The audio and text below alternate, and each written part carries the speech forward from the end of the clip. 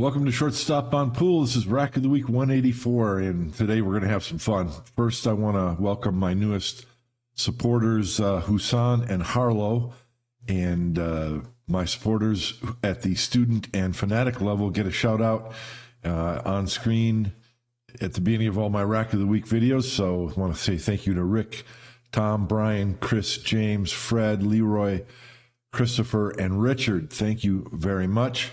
The Ghost Bridge product is doing very well. You guys love it. Thank you very much. As is the BridgeMate products. They continue to sell. I had to order a whole bunch more just a couple of days ago. I use both of these bridges, and you can see me use them during my run attempts online on my live streams and so on. So check those out at shortstoponpool.com. Let's get into this rack. Have fun. As you can see, I do not have an ideal break shot by any stretch. I have a high outside break ball, and I've got the wrong angle. So I've got to decide. I'm cutting this a little bit to my right, so I've got to decide. There's two ways to play this. Kind of a little bit above center and punch it to the rail and then back into the rack.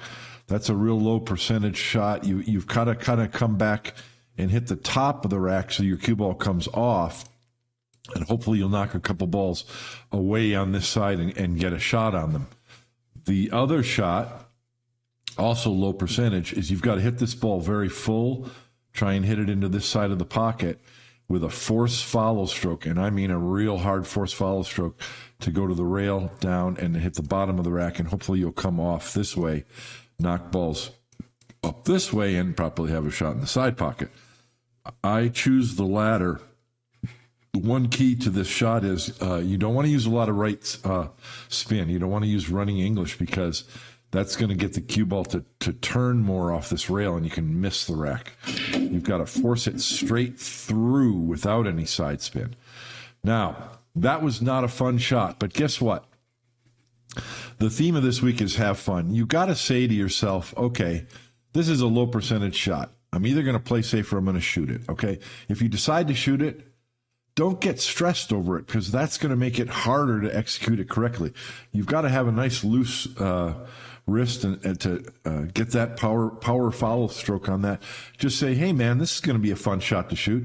And you don't want to get stressed out about the results. You might not. It's a low percentage shot, meaning you may not get a follow-up shot. Well, there's only going to be a couple of balls loose from the rack. You'll play safe then. So don't stress about it. Don't worry about it. Don't create tension or fear. Have fun with it. You've practiced this shot. Just say to yourself, okay, I get to shoot this shot once during a match. Let's let her rip and see what happens.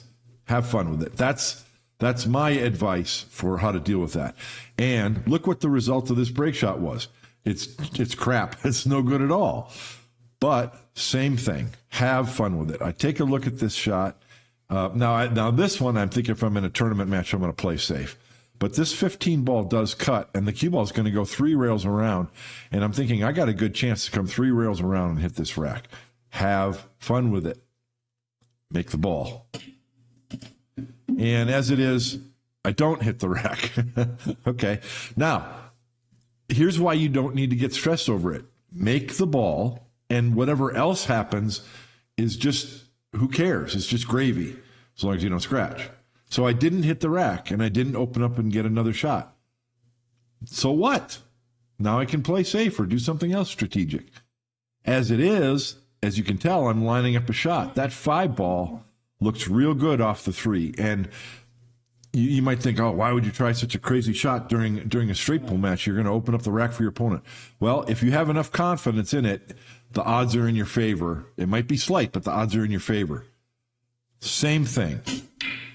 Have fun with it. So I drew the cue ball back knowing, in order to keep the cue ball in the open, knowing that balls are going to spread to both sides and have a good chance. So have fun with it. You know, I'm reminded of the, let me hit pause real quick. I'm reminded of the, I've featured this before, the match between John Schmidt and Thorsten Hohmann, where John Schmidt shoots a kick shot at the back of the pack. It's the full ball, a full rack of balls, and there's only a couple balls loose in the bottom. The cue ball's up here. Thorsten plays safe there. John Schmidt kicks past the edge of the rack, spins up, hits a ball which caroms off another ball and goes in the pocket, and he continues the run. Same type of thing. It might look low percentage like the shot that I just played, but you've practiced these types of shots before. You know what goes and what doesn't, how thick and thin you need to hit it. And if you think the odds are in your favor, have fun with it. Don't be stressed over it. If you decide to shoot the shot, commit to it and say, wow, I'm going to give this my best shot. And if this works, it's going to be cool and there's going to be some applause. So have fun with it. Now the rack looks much better, doesn't it? On this 3-ball shot, I'm hitting it thinly, and I can hit it soft and just try to come to here and bounce off the rail. The problem is when you hit a ball like a real thin shot like that soft, you can get tentative. And so it's better to let your stroke out, go ahead and hit it cleanly into the pocket. There's no way it's not going to fall if you hit it on the right angle. And by letting the cue ball go a couple more rails across the table, you're having fun with it, but you're giving it a better chance to pocket the ball and get position. So this rack looks fantastic, and I'm just going to let this play, I think. I've got 2 potential break balls. Actually, the one might be a little bit low, but so here I want to shoot the 4 and just graze the 7. So use the 1 ball to stop the cue ball. I don't want to hit it so hard that the 13 comes down and ties up the 14. So now everything's well under control. I just got to find a pattern to get through these balls. I'm coming over and looking that I want to see if this 2 ball goes past the 7, because if it does, then I can come over and use this ball, the 12, I think that's the 12, to play position for that 2. It looks like the 2 ball does not go past it. Right now I'm considering shooting the 10 and following forward, but the 2 doesn't go, so I'm not going to do that. I'm going to go 2-1 or 10-1. Because from these balls, I can play position on 1 or both of these balls in the side pocket. I don't remember my exact pattern. Okay, so now I've got to shoot the 13, I believe. Oh, no. Yeah, this is a little bit risky. The 7 ball goes, and so what I'm deciding to do is bump the 2. So if the 2 ball, if I hit it full and 2 ball goes this way, I'll have the 9, if it goes through, which it did, then I'll have this ball, and I was hoping to not hit it such that I tie up these balls, which could have happened, and then I would have been in a real tough spot. But as it is, I've got a shot in this stripe, and I want to miss the 2 ball and come over here because I have 3 balls that all go in this pocket, and I mess that up. But the same situation still exists. Shoot the 2 ball, come over here. I've got 3 balls that go in this pocket. I made a quick decision there. I want to pause and talk about it because what's my key ball? The 11 is my break shot. What's the key ball? You might think that this would be a good key ball because if you can get the right angle on it, you just go to the rail and off. That's a big if. I've got to get position on one of these balls to come back up table and get just right on that 9. Now you can do it, and sometimes you've got to commit to that. Have fun with it. But if you get the wrong angle, then it can be tricky. What I decided is that this 9 ball is too close to my break ball for that option. So instead I choose to use one of these balls, and I don't care which one. One of these balls I'll be able to either bounce off the rail and come up here or go 2 rails around and get up here on my break shot. So for that reason, I'm playing position here from the 2 to the 9. Once again, use 2 rails, not 1, just like that 3 ball earlier in the rack, so that you can hit it with a nice positive stroke and get the cue ball where you want. So now I've got the correct angle. I can either play position for the 13 or the stripe near the rail, and I decide to come all the way down here for the stripe near the rail. The reason why is if I get the right angle, I can just pull the cue ball back up here, stay low on the 13, and just slide up here. And I think I could probably do that, but I have a little too much angle, so I want to come above the 13. So I'm coming above it. Here's the shot line. So I can either now go to the bottom rail and up or 2 rails around. Notice that I pointed. Well, I'm going to leave that right there is where I pointed. Let's see if I get the cue ball there. Looks like I'm going 2 rails around.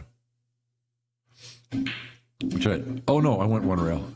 And not quite where I wanted, but pretty much on that line. I pretty much have the line of attack at the object ball that I wanted, so that's really good. Lately, I've started departing a little bit from going. A lot of time lately, I've been going 2 rails out of the corner on this break shot. And I've been departing from that because I feel like I'm not getting the rack open enough. So kind of 50-50 now. In this case, since the object ball is so low, this is a draw stroke. I'm not trying to drop table. I'm trying to draw to the side rail. And yeah, see why you got to have that draw on it? That cue ball curves a little bit and gets away from that scratch in the corner. That's why you got to have draw on that ball. Anyway, have fun. That's my tip. Don't get too stressed out when you're trying to run a rack of straight pool and get too focused about executing perfectly and am I doing this right and that right. You've got to get in the flow. You've got to have fun with what you're doing. You're a pool player. Enjoy it. There's going to be another rack, another day, another week. Don't get too stressed out on what you're doing. When you're faced with a difficult shot, your odds of executing it well are going to be much higher if you have fun with it and have that attitude that keeps your brain free and happy and flowing. That's my tip for this week, and I hope that made some sense. And thank you for watching. If you're going to play pool, play it straight. See you next week on Rack of the Week. Thank you. Bye.